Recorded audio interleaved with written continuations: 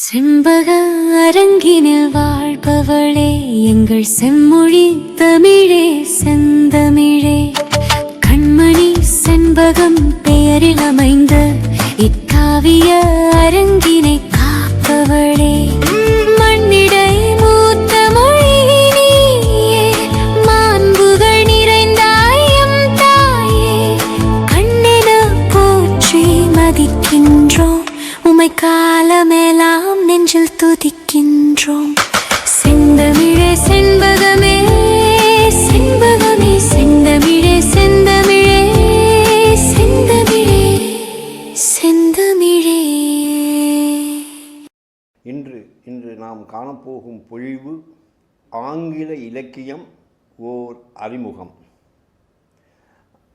நாம் இந்திய பண்பாடு, பாரத தேசம், நமக்கு இராமாயணம், மகாபாரதம், சங்க இலக்கியங்கள், ஐம்பெருங்காப்பியங்கள், நம்மிடம் எதுவும் இல்லாதது ஒன்றுமில்லை. உலகப்பொதுமுறை திருக்குறள்,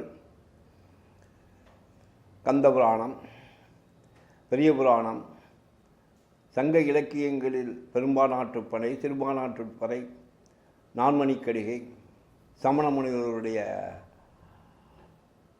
எழுத்துக்கள், ஆக்கங்கள் அனைத்தும் இருந்தாலும் இன்றும் அதையே நாம் ஸ்லாகித்து மிகவும் அதிகமாகவே பேசிக்கொண்டு வருகிறோம்.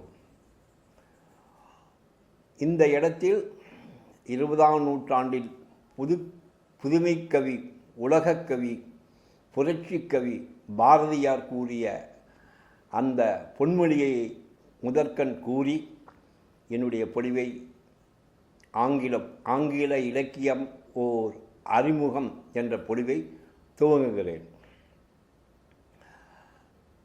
இரவாத புதுநூல்கள் தமிழ் மொழியில் இயற்றல் வேண்டும், மறைவாக நமக்குள்ளே பழங்கதை சொல்வதிலோர் மகிமை இல்லை என்று கூறினார்.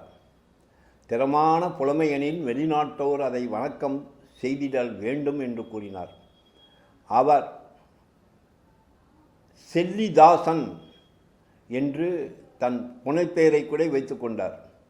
அவர் உலக இலக்கியங்களில், சிறப்பாக ஆங்கில இலக்கியங்களில் மிகவும் நிறைய படித்திருக்கிறார். அவருக்கு அந்த மாதிரி ஒரு தொடர்பும் இருந்தது. விவேகானந்தனுடைய பிரதம சிஷியாக இருந்த சகோதரி நிவேதிகாவினுடைய தொடர்பால் பெண் விடுதலையை பற்றி அதிகமாக பாடிய முதல் கவிஞர் அவர்தான்.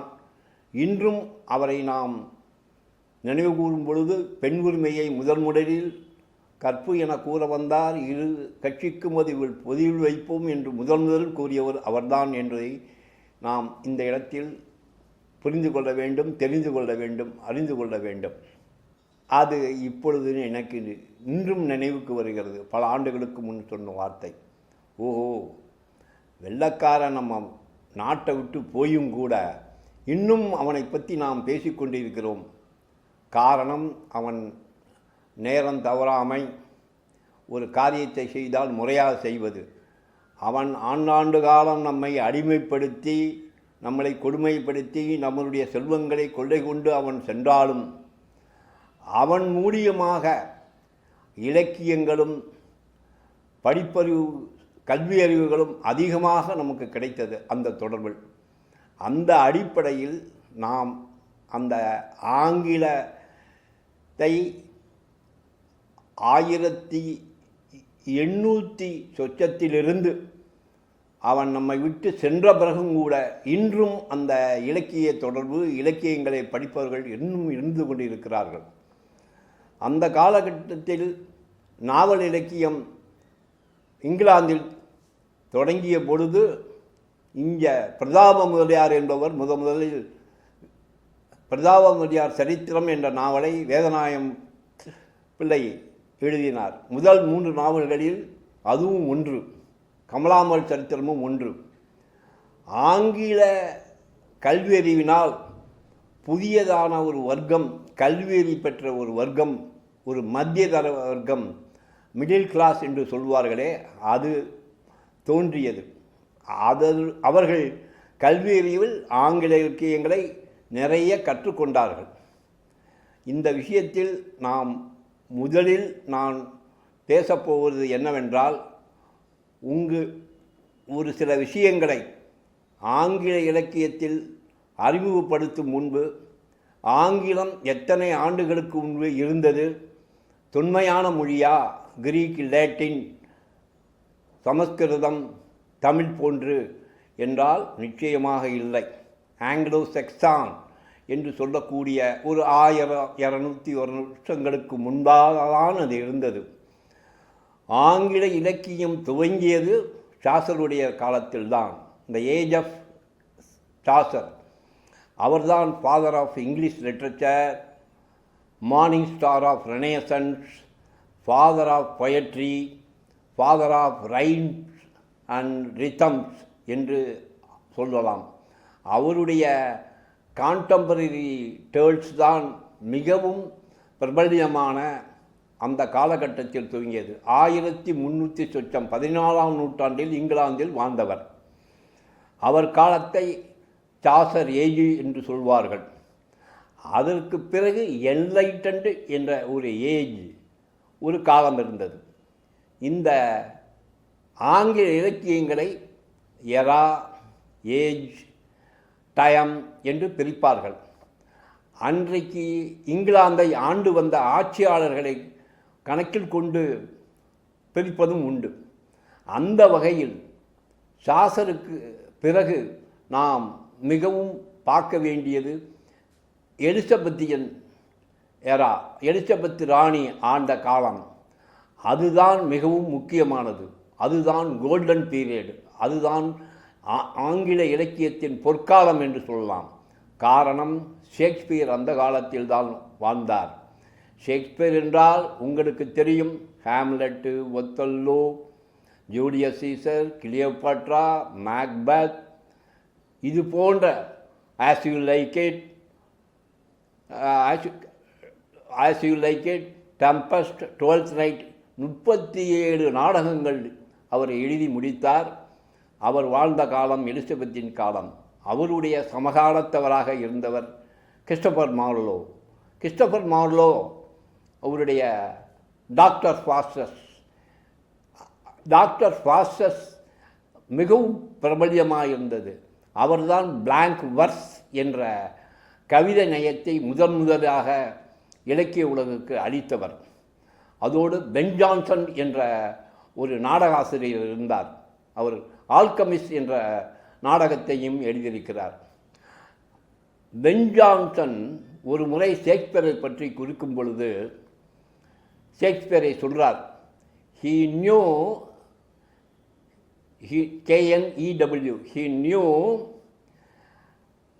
little Greek and less Latin என்று சொல்லுகிறார். நாடகம் எழுதியவர்கள் கிரீக்கும் லேட்டினும் படித்திருக்கணும்.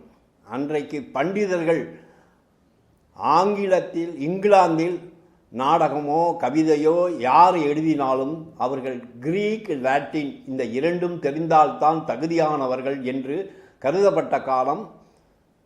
எல்லாரும் அதை மதிக்கக்கூடிய காலகட்டத்தில் ஷேக்ஸ்பியர் பிரபலமடைந்தவுடன் அந்த ஷேக்ஸ்பியரை பற்றி பென் ஜான்சன் சொன்ன வார்த்தை தான் இது.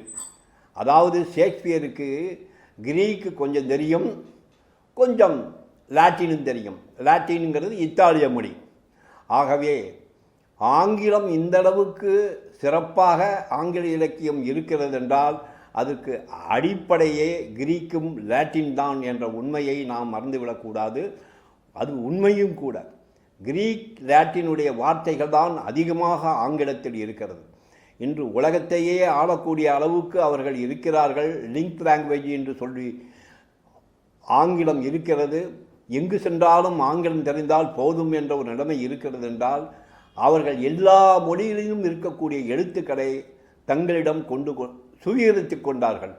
இந்திய எழுத்துக்கள் இருக்கிறது, சமஸ்கிருதம் எழுத்துக்கள் இருக்கிறது, தமிழ் எழுத்துக்கள் கூட அதில் கலந்து இருக்கிற வார்த்தைகள் இருக்கிறது என்று சொல்கிறார்கள். ஆகவே இந்த ஆங்கில இலக்கியத்தின் அறிமுகத்தில் நாம் முதலில் சாசரேஜியை தாண்டி, அவருடைய கான்டெம்பரரி டேல்ஸை தாண்டி, எலிசபெத் சேயில் நாம் Shakespeare, Ben Jonson, Christopher Marlowe. இதில் ஷேக்ஸ்பியருடைய நாடகங்கள் 37, அந்த நாடகங்களில் பிரபல்யமான நாடகங்கள் என்று சொல்லக்கூடிய tragedies King Lear, Hamlet, Macbeth, Othello, இந்த 4 நாடகங்கள் தான் சிறப்பித்து கூடப்படுகிறது. அதற்கப்புறம் விண்டர்ஸ்டேல், டம்பஸ்ட், ஆசிட் லைக்கிட், இது போன்ற ட்ராமாக்களும், 12th night, a midsummer night dream, much ado about nothing, இது போன்ற ட்ராமாக்களும் இருக்கிறது. எல்லாத்துக்கும் சிறப்பாக சொல்ல போனால் இந்த மர்ச்சன்ட் ஆஃப் வெனிஸ் என்ற ஒரு நாடகம் இன்றும் அது பேசப்படுகிறது. அதில் கூறிய கருத்துக்கள் இன்றும் எடுத்தாடப்படுகின்றது. எந்த வகையில் என்றால், அதில் மர்ச்சன்ட் ஆஃப் வெனிஸில் பெசானியோவும் அன்டோனியோவும் நண்பர்கள். பெசானியோ கொஞ்சம் வாழ்க்கையை சுகமாக வாழ்ந்து கொண்டிருப்பவன். அன்டோனியோ ஒரு தொழில் நிமித்தமாக தொழில் வைத்து பொருட்களை விற்பனை செய்து கொண்டு இருக்கிறான். ஒரு தீவில் இருக்கக்கூடிய போர்ஷியா என்ற ஒரு தீவில் இருக்கக்கூடிய பெண் போட்டியில் அவளை அடையறத்திற்காக பணம் தேவைப்படுகிறது அவனுக்கு. அன்டோனியோவை அணுகும் பொழுது கையில் பணம் இல்லை. சரி, அதுக்கு என்ன பணம் வாங்குவோன்றான். அப்போ வெனிஸில் ஷைலக் என்பவன் வட்டி கொடுத்துட்டு இருந்தான். அவனைப் போல ஒரு மோசமான ஆள் பார்க்கவே முடியாது. ஷைலக் ஷேக்ஸ்பியரின் நாடகத்தில், கதை மாந்தர்களில் ஷைலக்கை யாரும் மறக்க மாட்டார்கள். ஷைலக்கை அணுகினார்கள். உடனே ஷைலக், அன்டோனியோ, என்னை நீ கடுமையாக பலமுறை பேசியிருக்கிறாய், இருந்தாலும் ஒரு நண்பனுக்காக கேட்கும் பொழுது நான் அதை மனதில் வைக்கவில்லை, கேட்குற பணம் கொடுக்குறேன். என்னுடைய கப்பல் பொருள்களை ஏற்றிக்கொண்டு வெளியே சென்று இருக்கிறது, அது வந்தவுடன் அந்த பணத்தை வட்டியுடன் கொடுத்துக்கிறேன் என்று சொல்கிறான். வட்டியெல்லாம் எனக்கு ஒன்றும் வேணாம், நீ என்ன செஞ்ச, ஒரே ஒரு பத்திரத்தில் கையெழுத்து போடு. பணத்தை திருப்பி கொடுக்க முடியவில்லை என்றால் உன் இதயத்துக்கு அருகாமையில் 1 பவுண்டு சதையை நான் வெட்டி எடுத்துக்கொள்வேன். இதுக்கு சம்மதம் என்றால் சரி என்றால். உடனே பசானியோ பயந்து விட்டான். தனக்காக தன்னுடைய நண்பன் அன்டோனியோ இந்த காரியத்தை செய்தால் ஏதாவது விளைவு பயங்கரமாக இருக்கும். அன்டோனியோ அதை பற்றி கவலைப்படவில்லை. அவனுக்கு நல்லா தெரியும் ஷைலக்கை. அவன் கையெழுத்து போட்டு பணத்தை வாங்கி கொடுத்து விட்டான். பணமும் வாங்கி கொண்டு போர்ஷியாவை போய் அங்கே போர்ஷியாவையும் அந்த போட்டியில் கலந்து போர்ஷியாவை ஜெயித்து விட்டான். அப்புறம் உடனே அவனுக்கு ஒரு யோஜனை திடுப்புன்னு நினைவு வருகிறது. ஆஹா, அன்டோனியோ கையெழுத்து போட்டிருக்கான், அவனுக்கு பணம் கொடுக்கணும்னு தன்னுடைய மனைவி போர்ஷியாவிட்ட சொல்லிவிட்டு அவன் கிளம்பி வரான். கிளம்பி வரும்பொழுது அந்த டைம் முடிஞ்சு போகுது. கோர்ட்டில் கொண்டு போய் கேஸை கொடுத்துட்றான் ஷைலக். அப்போ பசானியோ, நீ என்ன பணம் வாங்கினோம் அதை பல மடங்கு பணம் கொடுக்குறேன் விடுன்றான். அவன் முடியவே முடியாதுங்கிறான். அந்த நேரத்தில் அன்டோனியோவுக்கு வாதாட யாருமே இல்லாதப்ப டாக்டர் பால்தசாருங்கிறவருடைய ஜூனியர் வரார். அவர் பேசுகிறார். அது யாருன்னு கேட்டிங்கன்னா போர்ஷியாவே அந்த ஜூனியராக கோர்ட்டில் வாதாடுறார். அந்த ஷேக்ஸ்பியர் எழுதிய மர்ச்சன்ட் ஆஃப் வெனிஸ் ட்ராமா, அந்த கோர்ட் சீன் இருக்குது பாருங்கள், அந்த கோர்ட் சீனில் அந்த அம்மா போர்ஷியா பேசக்கூடிய வார்த்தைகள் அவ்வளோ அற்புதமாக இருக்கிறது. கருணை என்பது வானத்தில் சொர்க்கத்திலிருந்து கொட்ட வேண்டியது கொட்டிக்கொண்டு இருக்கிறது. அந்த கருணையை அடிப்படையாக கொண்டு நீ அவனை விடுவித்திரு, உனக்கு வேண்டிய பணம் அதிகமாக தருகிறேன் என்று கூறும் பொழுது அவன் முடியாது என்று மறுத்து விடுகிறான் ஷைலக். சரி, உடனே அவள் அந்த போர்ஷியா ஆண் வேடமிட்டு வந்திருக்க அந்த கதாநாயகி வெட்டி எடுங்கள்ங்கும்போது கத்தியை எடுத்துக்கிட்டு கிண்ணத்தோடு வரான், திராசோட. அப்போ அந்த அம்மா கேட்குது, அந்த வக்கீல் கேட்குறாங்க, அம்மா நீ வெட்டி எடுக்கிறதுக்கு முன்னால் ஒரு யோஜனை பண்ணு. நீ கேட்டது 1 பவுண்டு சதை, ஆனால் நீ வெட்டி எடுக்கும் பொழுது ஒரு சொட்டு ரத்தமும் சிந்தக்கூடாது. உன்னுடைய பத்திரத்தில் நீ காட்டுறது 1 பவுண்டு சதை தான். அது எப்படி ரத்தம் சிந்ததான செய்யும்? நீ அதை கண்டவில்லையே. ரத்தம் சிந்தாமல் அந்த சதையை எடுத்துக்கள். அப்பொழுதுதான் ஷைலக் உணர்கிறான், ஆஹா மோசமாக மாட்டிக்கொண்டு எனக்கு வேணாம், நீங்கள் பணத்தை கொடுங்க. முடியாது முடியாது, நீ செஞ்சது தவறு. உடனே அன்றைய கோர்ட்டில் இருக்கக்கூடிய அரசன் அவனுக்கு தண்டித்து அவனுடைய பணத்தை அது ஜப்தி பண்ணி அவனுடைய சொத்தை பறிமுதல் செய்கிறான். உடனே அன்டோனியோ அந்த பணத்தை அவளுடைய மகளும் அவளுடைய ஏழை காதலனுக்கும் இந்த சொத்தை கொடுக்க சொல்லுகிறான்.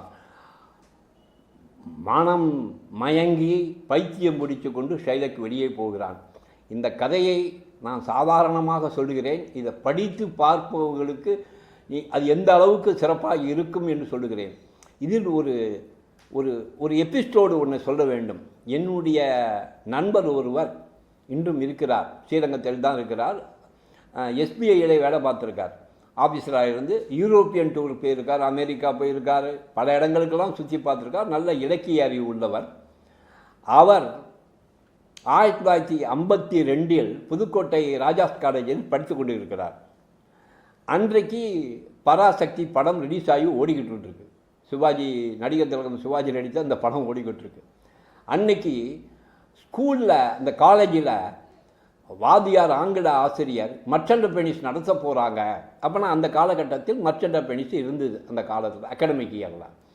யாரும் சினிமாவுக்கு போகல, எல்லாருமே கிளாஸ் அட்டன் பண்ணி இந்த மர்ச்சன்ட் ஆஃப் வெனிஸ் ப்ரொஃபஸர் நடத்துகிறத கேட்டாங்க. அப்போனா எந்த அளவுக்கு அந்த மர்ச்சன்ட் ஆஃப் வெனிஸ் அவர்களை ஈர்த்திருக்கும் என்ற உண்மையை அதை அவர் சொல்லும் பொழுது எனக்கே கேட்குறதுக்கு சந்தோஷமாக இருந்துச்சு. இந்த இடத்தில் ஒரு விஷயத்தை நான் சொல்ல வேண்டும். அதே மாதிரி பெர்னாட் ஷா எழுதுகிற பிக்மேலியனை பற்றி இதே அரங்கில் ப்ரொஃபஸர் நாடார் அவர்கள் சொல்லும் பொழுது அந்த பிக்மேலியன் என்ற பெர்னாட் ஷா எழுதிய ட்ராமா பின்னர் ஹாலிவுட்டில் படமாக்கப்பட்டு மை ஃபேர் லேடி என்று எடுக்கப்பட்டது. நான் அவரிடம் அவர் உரையை முடித்து வெளியே வந்தவுடன் அவரிடம் பேசி கொண்டிருக்கும் பொழுது, ஐயா, நான் மை ஃபேர் லேடி படத்தை, இந்த பிக்மேலியன் ட்ராமாவை படமாக்கிய அந்த மை ஃபேர் லேடி படத்தை 3 முறை பார்த்தேன் என்று சொன்னான். அவர், நீங்கள் 3 முறைக்கு பார்த்தீர்கள், நான் 10 தடவை அந்த படத்தை நான் பார்த்தேன் என்று சந்தோஷமாக சொன்னார். அந்த அளவுக்கு அது மை ஃபேர் லேடி ஷாவுனுடைய ட்ராமா. அது பின்னர், அது மாடர்ன் 20th செஞ்சுரி, அது பின்னர் வருவோம். இப்போ அந்த எலிசபெத்தின் செய்தியில் ஷேக்ஸ்பியரை பற்றி அந்த பொற்காலமாக ஆங்கில இலக்கியத்தில் பொற்காலம் என்று சொல்லக்கூடிய அந்த எலிசபெத்தின் ஸ்டேஜில் இருக்கக்கூடிய Ben Jonson, Christopher Marlowe, Shakespeare இவரை பற்றி பின்னர் விரிவு பார்ப்போம். இதை உங்களுக்கு சில உதாரணங்கள், சில விஷயங்களை தொட்டு காட்டி கொண்டு இருக்கிறேன். இதற்கு அப்புறம் வந்தது தான் ரொமான்டிக் ஏஜ். இந்த ரொமான்டிக் ஏஜுங்கிறதுக்கு பாருங்கள், அதை 2ஆக பிரிக்கணும். இந்த ரொமான்டிக் ஏஜை 2ஆக பிரிக்கணுங்கும் போது முதல் பார்ட்டில் யார் வராங்கன்னா, லிரிக்கல் பேலட்ஸ் என்ற முதலில் கால்ரிஜும் வேர்ட்ஸ்வர்த்தும் பப்ளிஷ் பண்ணுறாங்க. அவங்க தான் முத அதை ஆரம்பிக்கிறாங்க. இந்த ரொமான்டிசனுடைய ஃபஸ்ட்டு பார்ட்டில் ஃபஸ்ட்டு ஜெனரேஷன் அவங்க தான் வராங்க. யார்? கால்ரிஜ் அப்படின்னு வேர்ட்ஸ்வர்த்து நிச்சயமாக இப்பொழுது கல்லூரியில் படிக்கிறவர்களுக்கு இல்லை பள்ளியில் படிக்கிறவர்களுக்கு டேஃபடல்ஸு, சாலிட்டரி ரீப்பர் என்ற கவிதைகளை எழுதியவர். கால்ரிஜ் குப்லா கான் என்ற சானட்டை எழுதியவர் என்று ஓரளவுக்கு தெரியும் அந்த காலத்து மாணவர்களுக்கு. நானும் கல்லூரியில் படிக்கும் பொழுது இதையெல்லாம் படித்திருக்கிறேன். சாலிட்டரி ரீப்பர் எனக்கு பள்ளிக்கூடத்தில் வைத்திருந்தார்கள், காலேஜிலும் வைத்திருந்தார்கள். காலேஜில் குப்லா கான் காலேஜில் நான் படித்தேன். இவர்கள்தான் ரொமான்டிசிசம் பீரியடில் முதல் பார்ட்டில் அந்த ரொமான்டிசன் காலகட்டத்தில் ஆரம்பித்தார்கள். அதற்கு பின்னர் அவங்க 2 பேருக்கும் பின்னர் மற்றவர்கள் நாவலும் வந்துடுச்சு. அந்த 2வது பார்ட்டில் யார் வராங்கன்னு கேட்டிங்கன்னா, ஜேன் ஆஸ்டின்னு ஒரு அம்மா வராங்க. அவங்க எழுதின novel sense and sensibility, pride and prejudice, Emma, இந்த ட்ராமாக்கள். எஃப்ஆர் லீவிஸ்ன்னு ஒரு கேம்பிரிட்ஜில் ஒரு ப்ரொஃபஸர், அவர்கிட்ட படித்தவர். அவர் எஃப்ஆர் லீவிஸ்னு ஒரு பெரிய ப்ரொஃபஸர், இங்கிலீஷ் ப்ரொஃபஸர். அவர் த கிரேட் நாவல்ஸ்ன்னு கிளாசிஃபிகேஷன் பண்ணுறார். அதில் அவர் 4 பேரை சொல்லுகிறார். அந்த 4 பேரில் முதலாக அவர் சொல்லுவது ஜேன் ஆஸ்டின், இரண்டாவது அவர் சொல்லுவது ஜார்ஜ் எலியட், மூன்றாவதாக சொல்லுவது சார்லஸ் டிக்கன்ஸ், நாலாவது சொல்லுவது ஹென்றி ஜேம்ஸ். ஆகவே ஜேன் ஆஸ்டின் காலத்தில் டார்ச் பியரர் என்று சொல்லக்கூடிய romantic torch bearer of romanticism என்று சொல்லக்கூடிய சர் வால்டர் ஸ்காட் இருந்தார். அவருடைய கெய்மேனரிங், வெவர்லி நாயல்ஸ், ஐவான்கோ ரொம்ப பிரபல்யம். இப்போ ஆங்கிலத்தில் ஒரு வார்த்தை ஃப்ரீலான்சர் என்று சொல்லுவார்கள். ஃப்ரீலான்சர் என்றால் பத்திரிகை உலகில் இந்த ஃப்ரீலான்சருங்கிறது அடிக்கடி உபயோகப்படுத்தக்கூடிய வார்த்தை. என்ன என்றால் பணம் பெற்றுக்கொண்டு அவர்கள் வேலை செய்வார்கள். அந்த ஃப்ரீலான்சருங்கிற அந்த வார்த்தையை முதல் ஆங்கில இலக்கியத்தில் தன்னுடைய நாவலில் முதலாக கையாண்டவர் தான் சர் வால்டர் ஸ்காட். அவரை டார்ச் பியரர் ஆஃப் ரொமான்டிசம் என்று சொல்வார்கள். அவருடைய பெவர்லி நாவல்ஸ், கெய்மேனரிங், ஐவான்கோ இதை போன்ற நாவல்கள் ரொம்ப அற்புதமாக இருக்கும். அவர் அந்த ஜேன் ஆஸ்டினுக்கு அடுத்த கட்டத்தில் வருகிறார்.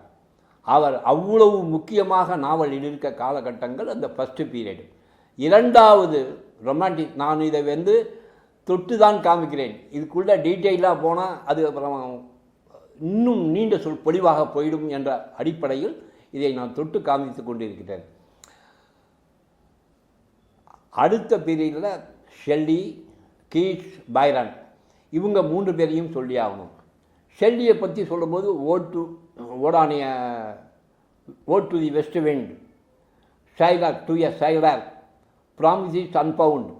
அவர் ஆக்ஸ்ஃபோர்டில் நெசசிட்டி ஃபார் ஏத்திசம் அப்படின்னு ஒரு கட்டுரையை வெளியிட்டதனால் ஆக்ஸ்ஃபோர்டு யூனிவர்சிட்டியிலிருந்து வெளியேற்றப்படுகிறார். அப்பொழுது தான் சொன்னார், ஐ ஆம் லீவிங் த யூனிவர்சிட்டி, தென் ஐ ஆம் லேர்னிங் ஃப்ரம் வென் ஐ ஆம் லீவிங் த யூனிவர்சிட்டி என்றார். பல்கலைக்கழகத்தை விட்டு நான் வெளியே வந்ததுக்கு அப்புறம்தான் நான் படிக்கவே ஆரம்பித்திருக்கேன் என்று ஒரு வார்த்தையை உபயோகப்படுத்தினார். அவருடைய வெசுபாண்டியஸ் என்ற ஒரு சானட் ரொம்பவும் பிரபல்யம். அப்புறம் ஜான் கீட்ஸ் 26 வயசு வரைக்கும் தான் இருந்தார். அவர் எழுதிய ஓடானிய கிறிஸ்டியன் மூன் என்ற சானட், அது மாதிரி எண்டுமியன் என்ற ஒரு கவிதை தொகுப்பு மிகவும் சிறப்பாக இருக்கும். விக்டோரியன் ஏஜில் சார்லஸ் டிக்கன்ஸ், அந்த சார்லஸ் டிக்கன்ஸுடைய Oliver Twist, tale of two cities, Nicholas Nickleby, David Copperfield, old curiosity shop. இதில் ஒரு சமாச்சாரம் என்னென்னா, அப்போல்லாம் அந்த விக்டோரியர் காலத்தில் பத்திரிகைகள் வந்துருச்சு. பத்திரிகையில் வாரம் கதை எழுதுவாங்க. அந்த சீரியலாக அந்த கதைகள் வந்துக்கிட்டு இருந்துச்சு.